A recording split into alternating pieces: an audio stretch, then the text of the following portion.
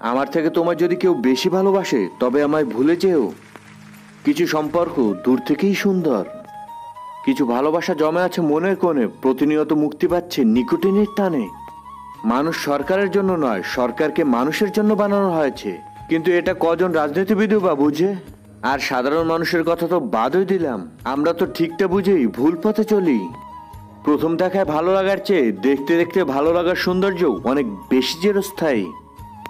ভেতরে ভাঙছি রোজ, তবুও হেসে যাচ্ছি প্রতিনিয়ত। তার সাথে বন্ধুত্ব করো না যে মজার ছলে তোমায় অপমান করে। যার ইগো আর রাগ বেশি তার জীবনে কেউ থাকে না। এই পৃথিবীতে কেউ কারো নয়, প্রয়োজন ফুরিয়ে গেলে প্রিয়জন বদলে যায়। থাকবে তাদের নাম একসময় ইতিহাসের পাতাতে, সবকিছু ভুলে গিয়ে আজ ব্যস্ত যারা মানুষকে বাঁচাতে।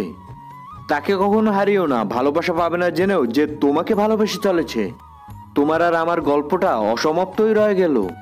করব না আর হাসির রেওয়াজ, দুঃখগুলোই তো সম্বল আজ। তুমি যাকে ভালোবাসো সেও কারো না কারো কাছে খারাপ, আবার তুমি যাকে খারাপ ভাবছো সেও কারো না কারো কাছে ভালো। সোজা কথা একটা, মানুষ কখনোই সবার কাছে ভালো হতে পারে না। কিভাবে ছেলে মানেই শরীর বোঝে? কিছু ছেলে জীবনভর সাথে থাকার মতো একটা ভরসার কাঁধ আর বিশ্বস্ত হাত খুঁজে। ভালোবাসে ভালোবাসে বললেই কি শুধু হয়, তাকে তো আগলেও রাখতে হয়। রাত্রি জুড়ে গল্প শোনার মানুষটা আজ অন্যের গল্প নিয়ে ব্যস্ত। সারাদিন পোস্ট শেয়ার করা মানুষগুলোর ইনবক্সটা শূন্য থাকে। যে যাহারে ভালোবাসে সে তাহারে পায় না কেন, উত্তরটা কমেন্টে জানান। গল্পটা ভালোবাসার ছিল, কিন্তু হয়তো সারা জীবন একসাথে থাকার অধ্যায়টা ছিল না। ভালোবাসা সে তো কবেই ছেড়ে দিয়েছি। যেদিন থেকে জানলাম এই শহরে ভালোবেসে সবাই দেহত্যাগ করছে। একতরফা ভালোবাসাগুলো কিভাবে পূর্ণতা লাভ করে জানো? সে ভালো আছে জেনে নিজেও মানিয়ে নেয়। শিক্ষক দিবসের প্রথম শুভেচ্ছাটা মা বাবাকেই জানানো দরকার, কারণ জীবনের প্রথম শিক্ষাটা আমাদের মা বাবাই দেয়। ভালোবাসি তোমাকে, অনেক অনেক অনেক ভালোবাসি, কিন্তু বলতে পারি না। নিজেকে এমনভাবে তৈরি করো যাতে তোমার প্রাক্তন গর্বের সাথে বলতে পারে যে তুমি এর প্রাক্তন ছিলে। ভালোবাসা কখনো খুঁজতে যেও না, লজিক ইটস ম্যাজিক।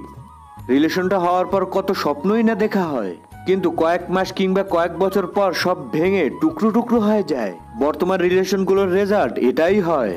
তুমি পরিবারের স্ট্যান্ডার্ড দেখে বন্ধুত্ব করো, আর আমি কোনো মানুষের চেহারা ভালো লাগলে তার সাথে বন্ধুত্ব করে ফেলি।